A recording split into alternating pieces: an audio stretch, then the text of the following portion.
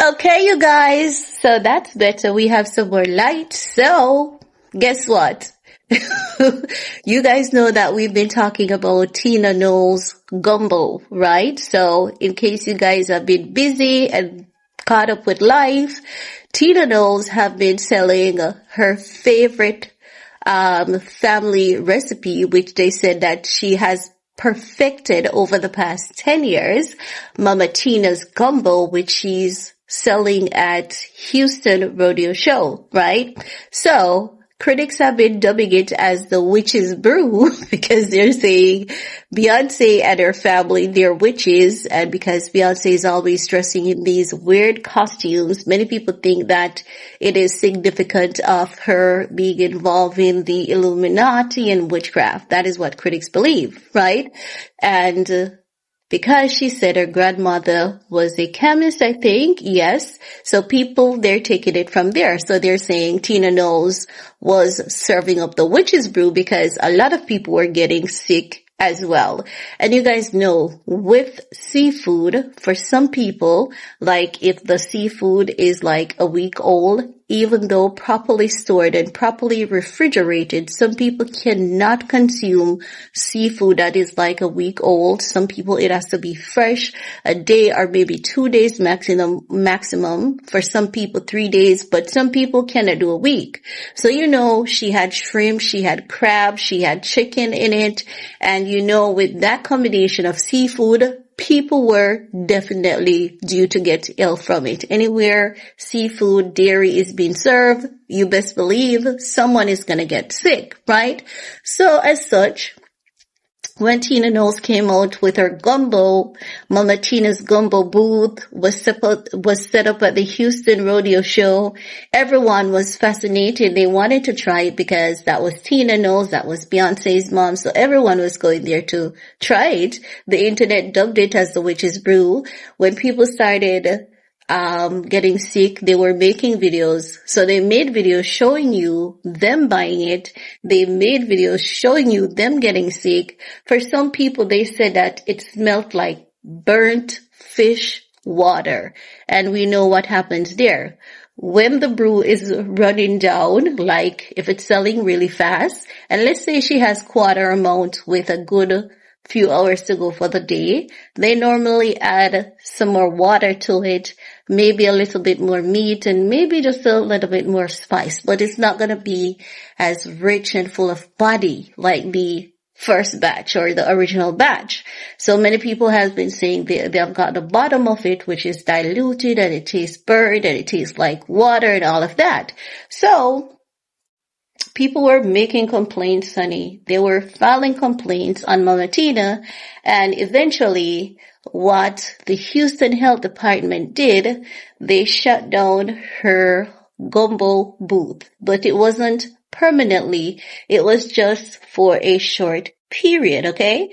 So we're gonna dive into that report coming out from TMZ, because when I saw critics on over in threads on Twitter saying that it was closed down by the Houston Health Department, I was like, no way, these people are being mischievous, and they're being hella mischievous. But upon further checks, they weren't being mischievous. Houston Health Department had actually closed it down, right? So TMZ saying Tina Knowles started the week with some southern discomfort. Her Texas eatery, Mama Tina's Gumbo, was shut down at the Houston Rodeo on Monday. But good news is it's back open. The Houston Health Department shut down the Gumbo booth for undisclosed reasons.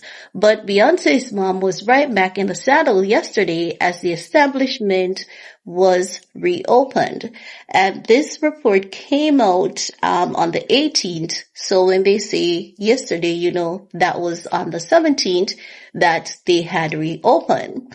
Now, the report further states that the gumbo is apparently a special family recipe that has been perfected over decades and loved by Bay. Official gave us the lowdown about the brief shutdown. So that's what TMZ say. Official told them what happened. They're saying the Houston Health Department tells TMZ on Monday, March 16, the Houston Health Department issued a temporary closure of Mama Tina's Gumbo booth at the Houston Livestock Show and Rodeo as a result of complaint investigation.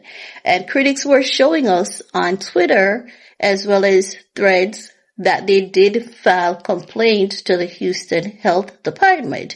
And you know, in everything that you do, even when it's good, there's gonna be haters. And I do believe that people genuinely had bad experience, because I don't think some people, you could tell that they were being mischievous, but I believe that people had genuine problems, right? Like people getting sick, people getting the watered down version of it. I believe that people got the watered down version of it. And I do believe that people did genuinely got sick, right?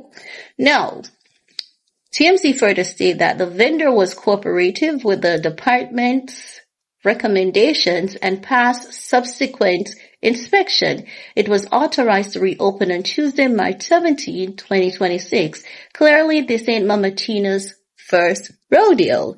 Now, for the Houston State Department to close them down, it means that they had to at least find one thing that was not in alignment or not in accordance with state law when it comes to food handling and food preparation. It could be something very simple, something minute, right? But they maybe want to see how the seafood is stored. Is it being stored in cooler? Cooler doesn't keep it at a set temperature. You need to get a refrigerator here. It needs to be set at a particular temperature. This needs to be the temperature. Do you pre-cook anything from the day before? If so, you can pre-cook from the day before, and you can cook in batches, and then, because sometimes they will make like large batches, and they put them in the stainless steel tray, and then they saran wrap the stainless steel tray, and they'll put it in the freezer and freeze it, and then each day they'll take out, several batches for the day, and they'll go with that. So maybe it could have been even stuff like that.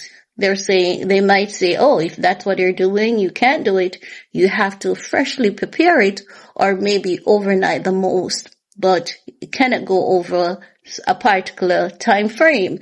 So it had to be something that led to the close down, because they closed them down to investigate, but they had to have found something to say, okay, you need to fix this, because it's clearly saying it in the report here. It says it issued a temporary closure of the Gumbo booth, which means that when they went in, they had to have seen something to say, all right, we're going to issue you a temporary closure so you can fix this, and we're going to come back in 2 days and check to see once this is done, or maybe they have given them a form to fill out, and the form should be submitted back to the office once it's completed, signed off on by the necessary authorities, and then they were given the go-ahead to reopen the booth. So something was found that is not being disclosed to the public. However, it's nothing major for her to be shut down permanently. It was something minute, so she was given the go-ahead to reopen the Gumbo booth. But what people need to do, because this is what I do, if I buy something from a restaurant, and if I realize that I'm getting the watered down version, but I'm paying you full price, I'm going to give it back to you, and I'm going to ask you for a refund. I need my money back. I'm not paying you so that you can shortcut me, and you're already wealthy. You can't be throwing your money down the drain to wealthy people. Tina Knowles does not need money. She needs it, but she doesn't need it, okay? And you need your money. You have to spend your money wisely. If you go and you ordered gumbo and you think you're being served broth for gumbo, you give it back and say, I want my money back. That's your hard-earned cash. And the economy is getting tighter. You need to spend your money wisely and not throw it down the drain and say, I'm just going to throw it away. Would you just throw $25 in the bin? Exactly. But that's just my 2 cents on it all. Let me know what you guys think, and we're going to talk some more in the comment section. Peace.